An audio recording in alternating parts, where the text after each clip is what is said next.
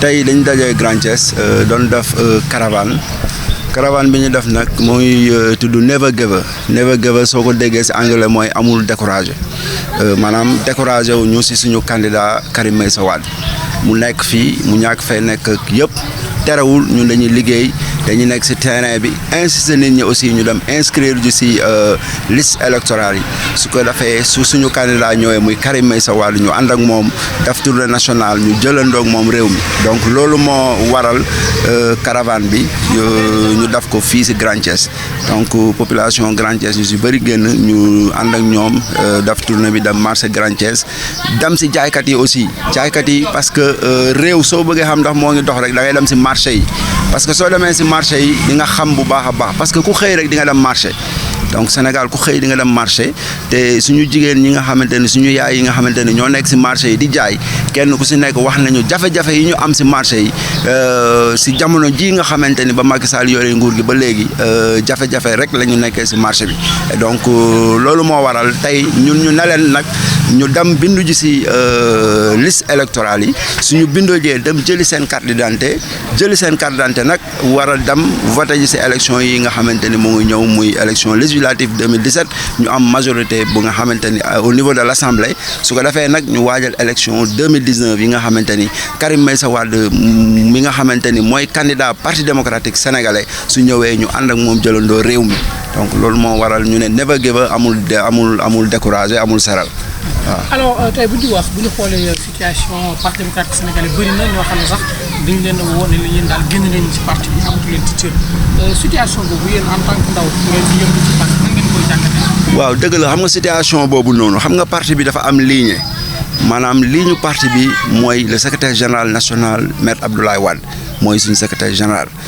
deuxièmement mooy Oumar Sarr mooy secrétaire général adjoint. troisième mooy candidat mooy Karim Meïssa Wade mi nga xamante ne mooy suñu candidat donc ligne boobu dañ ne képp ki nga xamante ni tegoo si ligne boobu rek yow gëmoo parti bi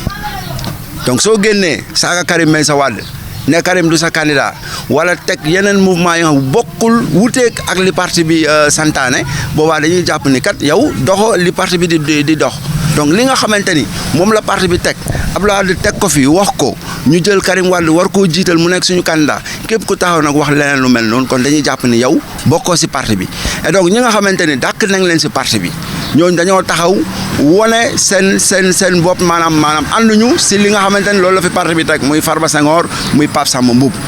beneen bi ñun dañ nekk Thiès nekk ay frères donc à Thiès kenn ku si nekk gis nga situation politique bi nga xamante ni moo fi am donc au moment bi lay wax nii man ak suma frère Mamadou Thiam le frère Massali dañu envoyé sommation interpellative par rapport ak li nga xamante ni mooy situation Thiès maanaam dañoo jàpp ni moo ngi si biir parti bi maanaam doxalul si charte yi nga xamante ni loolu la parti bi tegee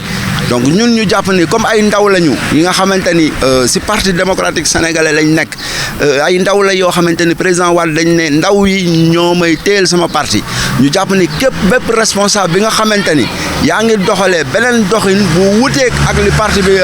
doxalee boobaa kat ñun dañuy jàkkaarloo ak yow loolu moo waral te keroog bañ defee suñu déclaration gis nga Massaly envoyé ñu sommation interpellative te terewul la ñu waxoon dañ koo wax ba léegi tey duñ si dellu ginnaaw. non dama ne xam nga ñun ñoo ko faloon mais soo ko falee nit dam ba si biir xam ni nu muy doxalee wutee naag la nga ko falee woon boobaa am nga droit taxaw ni kat yow li tax ñu fal la gis nañ ñu doxalee woon noonu daf nañu assemblée générale boo xamante ni moo ngi toog ñun ñoo ngi toog ñu ne ko kat ñun doxalin bii nga xamante ne yaa ngi koy doxalee ñun ànduñu si te génn nañu si fédération boobu noonu nga xamante ne tegoon na. Grand Thiès soo gisee Grand Thiès dafa doon koñ bu am solo si wàllu politique parce que soo seetee Idrissa Seck fii la dëkk fii Grand Thiès la dëkk. On a tant de ministres yi nga xamante ni ñoo ngi dëkk fii à Grand Thiès les responsables de l'APR ba fan yii passé amoon na beneen responsable bu bees bi nga xamante ni fël na Grand Thiès muy BF Babacar Fall bi nga xamante ni moom Grand Thiès la dëkk donc ñun aussi Grand Thiès lañ dëkk donte yoruñu poste de responsabilité man jàpp naa ni Idriss Seck gënumaa dëkk Grand Thiès parce que man Grand Thiès laa dëkk donc dañ ne Olof Ndiaye dafa ne bàyyi sa wayu tànk bala ngay def leneen di dem si beneen koñ nga commencé ko fi nga dëkk. ñëw Grand Thiès insister nit ñi ñu dem bindu ji ci liste électorale yi dem ci marché Grand Thiès waxtaan ak nit ñi su ko defee nit ñi aussi ñu comprendre maanaam campagne de sensibilisation boobu nga xamante ni ñun ñoo ngi koy def pour Grand Thiès. Donc looloo tax ñu tàmbalee ko Grand Thiès te du yem Grand Thiès kese dinañ dem Cité Lamine dinañ dem Cité Senghor dinañ dem ci yeneen quartier yu nga xamante ne dinañ dem doore fa caravane bi pour jàppale suñu candidat Karim Meïssa Wade. Moyen humain dafa am moyen matériel am xam nga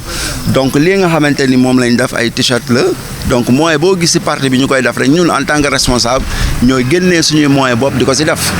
du benn dërëm boo xamante ni Karim Wade jox nañu ko du ñaar dërëm yoo xamante ni Abdoulaye Wade yóndee nañ ko du Omar Sarr du benn responsable ñun en tant que responsable jeune ñoo jël suñu responsabilité xam ni ay responsable lañu ñu def suñu caravane dugg ci biir ànd ak ñi nga xamante ni suñu jigéen lañ suñuy sœur ñu ànd ak ñoom ñu def caravane. Message bi may lancé mooy politique moom jàmm rek moo ci xaj donc ñun ñëpp ay frères lañu ñun ñëpp ay sœurs lañu. ñu fexe ba kenn ku ci nekk wax dëgg yàlla jàpp ni lii nga xamante ni ñuy def ñoo ngi koy def mooy politique jaamu yàlla da ci am donc ñu fexe ba kenn ku ci nekk jàpp ni lii nga xamante ni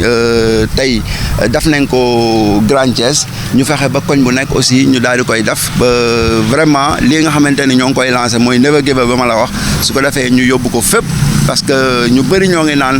am na ñuy wax ni sax ndax Karim Wade dina ñëw dégg naa ko ci message yi mais Karim moom rassuré nañu ñun en tant que responsable wax nañu dina ñëw te wax nañu engagement bi nga xamante ni am na ko ak détermination am kon tey ci ndaw yi lay yaakaar ñun ñi nga xamante ni ñooy ndaw yi nga xamante ni ñoo gëm Abdoulaye Wade ñoo gëm Karim Meïssa Wade tey dinañ dem ba mu jeex tàkk parce que ay jeunes la ñu on a l'avenir devant nous donc d'ici 10 ans 15 ans mun nañoo xaar te duñu mës a xaddi te bu soobee yàlla incha allah Karim Meïssa Wade dina jël réew mi ñu ànd ak moom doxal ànd ak moom liggéey defar Sénégal ba mu normal. C'est Mamadou Thiam, secrétaire général UJTL. Aujourd'hui, on était en caravane pour sensibiliser les populations de Grand Thiès pour qu'elles aillent également s'inscrire sur les listes électorales, mais également préparer les élections législatives et présidentielles pour au moins donner une victoire éclatante à notre président Karim Meïssa Wade. Bon, vous savez donc le marché Grand Thiès regroupe pratiquement, c'est un milieu où se converge toute la population thiessoise vers ces heures de 10h à midi. C'est pourquoi on a choisi quand même de faire la caravane à 7h, n'est-ce pas? Et vous avez constaté vous-même qu'il y avait une forte mobilisation des populations, des vendeurs et des clients qui étaient venus faire leurs approvisionnements. Nous avons profité de cette belle occasion pour faire passer notre message, inciter les populations à aller s'inscrire sur les listes électorales, mais également massifier le parti, mais massifier également le mouvement karimiste. Non, pour nous, la situation elle est normale. Nous sommes dans une partie démocratique sénégalaise. Alors, c'est une partie que les gens y entrent librement, mais également qui peuvent y sortir librement. Nous avons des statuts et des règlements intérieurs qui régissent tout le monde. Si vous êtes sur la ligne du parti, je pense que vous êtes dans le parti, mais si vous ramez à compte courant des intérêts du parti, vous êtes auto-exclu du parti. C'est ce qui est arrivé à nos frères dont vous faites allusion. Et je souligne en passant qu'il reste également d'autres gens à qui nous profitons de l'occasion pour demander au comité directeur de les exclure du parti parce qu'également ils ne respectent pas les statuts du parti, ne respectent pas les règlements intérieurs du parti, mais également ils sont là pour saper la quiétude également et les rangs du Parti démocratique sénégalais. Je veux faire allusion à Massali qui, vous le connaissez mieux que quiconque, vient d'adresser une sommation interpellative à moi-même et à mon frère Agibou Ndiaye, secrétaire général du UJTL Thiès-Ouest. Cela le fait tout simplement pour charmer le régime en place qui le manipule à gauche à droite pour prendre ses frères de parti et les emprisonner, vouloir les emprisonner. Mais cela ne passera pas parce que nous lui ferons face. Mais également, la justice est là pour tout le monde. Contrairement à ce qu'il dit qu'il a les procureurs dans ses poches, qu'il a les magistrats dans ses poches, qu'il a des millions qu'il distribue à gauche et à droite, dont nous doutons même de l'origine de cette fortune. Quelqu'un qu'on ne connaît d'aucun emploi, qui n'est pas fonctionnaire, qui n'est pas propriétaire de société. Où est-ce qu'il peut prendre des milliards, des centaines de milliers qu'ils distribuent à gauche, à droite. Ça, nous demandons à la CREI et à l'OFNAC de s'autosaisir pour édifier la population sur l'origine vraiment douteuse de cette fortune, de cet homme qui nous vient de nulle part. Un peu de la caravane de sensibilisation que vous avez fait. Quels sont les moyens qui ont été déployés pour réussir cette belle journée? Mais il n'y a pas de moyens, il n'y a pas de moyens. Ça dit que nous sommes mobilisés avec les maigres moyens, confectionner des t-shirts, des flyers, tout simplement, inviter nos frères de parti pour au moins faire une petite marche, tout simplement, pour également inciter les populations. Il n'y a pas de moyens colossaux. Quel est le message que vous allez lancer à l'endroit des Thiessois, des Koutiou? Mais d'être vigilant et d'aller s'inscrire, d'avoir leur carte, c'est la seule arme qu'un citoyen peut utiliser quand même pour faire dégager le régime en place.